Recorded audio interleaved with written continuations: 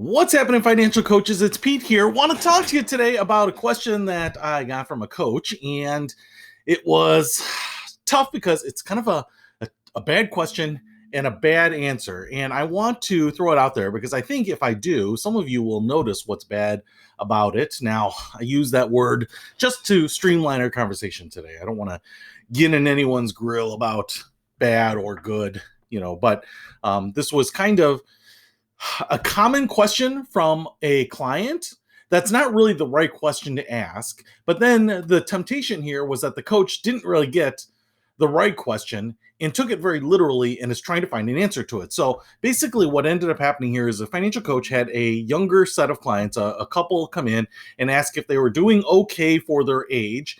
And they wanted to know what other young couples their age were doing and if they were ahead or behind of where they should be. Now, if you have watched my channel a little while, you know that I think that the importance of coaching is the individualization, the personalization of the information that we're getting here. And the coach asked the question of, are there any resources where I can find the average amount saved and average incomes and savings rates for people in of this age and demographic and educational level and those types of things. And the issue here is that, yeah, you can. There's a ton of information out there. Be careful about averages because, when you look at high income versus low income and then average them, and you can just say, hey, this is some random number. But if you compare them to their peers that maybe live around them in the same area and the cost of living, you can absolutely do that. You can absolutely say, hey, you're 4% ahead of the people that are most like you. You're 10% behind. You're half as good as most of the people, in terms of savings and all that. But what relevance is that really? So the issue here is that I think this is common temptation for a lot of people to say, how are we doing compared to my neighbors? They look like they're doing okay, right? And we're always comparing ourselves. And obviously in financial coaching, it's one of those things where we're saying, hey, focus on you. Now, so it's kind of very irrelevant what your neighbors are doing. It's very irrelevant because they can live pretty well right in now in the moment and be on a really bad trajectory for the long term. The right question is, how are we doing based on where we want to go, right? You don't order an Uber and you select as a destination where everyone else went.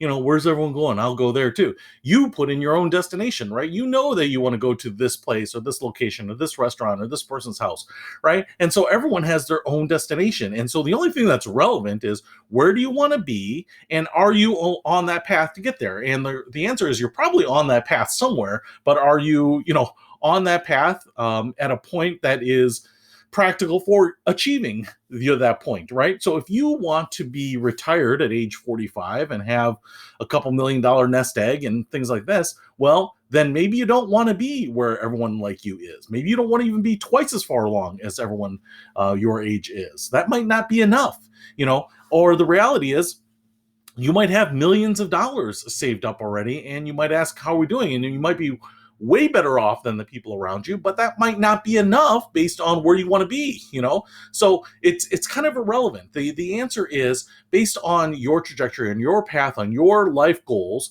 does this put you on pace, right? And so one of the easiest things we can say is, like, based on your savings rate, based on the money that's going to retirement accounts and your non-qualified accounts, the increase of your net worth, your investments and all these things, can we simulate that out? Can we model that out to say, hey, you want a certain amount of income at retirement. You want 6 figures of income. You want to be retired a little early. You don't want to take your Social Security at the first available date. All these things, right?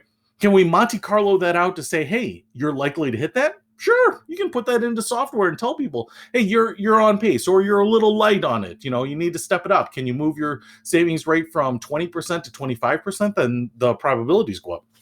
That's really the only thing that's relevant, to say, hey, you're doing better than your neighbors. You're doing better than 70% of your neighbors. Yes, that's good. You're in great shape. Don't worry about it. And they get to retirement, or they get to, nursing homes, or they get to their middle age or whatever it is. And they're like, hey, this is what I want to do. And I can't afford to do it. I can't afford to buy the home I want. I can't afford to fund college for my kids the way I wanted to. But you told me that I was better off than everyone around me. Well, you are.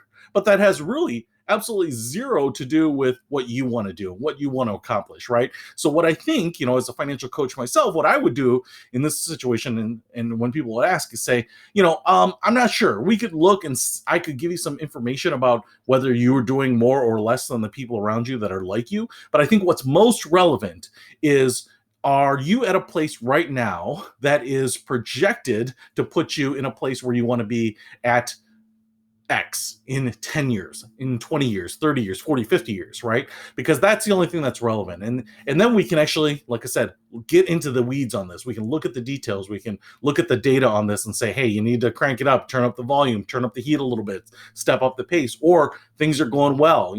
And a lot of things that will also go into this are, will you get an inheritance? Is there a windfall later in life? Will you have an exit event on your business? Do you have stock options that are going to vest, right? Are you not saving now, but it's temporary because all the money is going to fund tuition for your kids, or whatever it might be, right? There are lots of things that we want to put into the cauldron here and mix it together to get an accurate picture of what people are doing. So that's my little rant for today, that people that are asking if we are doing more or less, or are we on pace like other people around us, are kind of asking the wrong question, but that's not really their fault. But what I don't want to do here, and the danger is to answer their question directly and give them either a false sense of security because they're doing better than the people around them, but they're not doing enough for what they want to do. And so the key is focus on what they want to do and then break that down. Are they on the path to do that? Hopefully that helps. I'll see you later.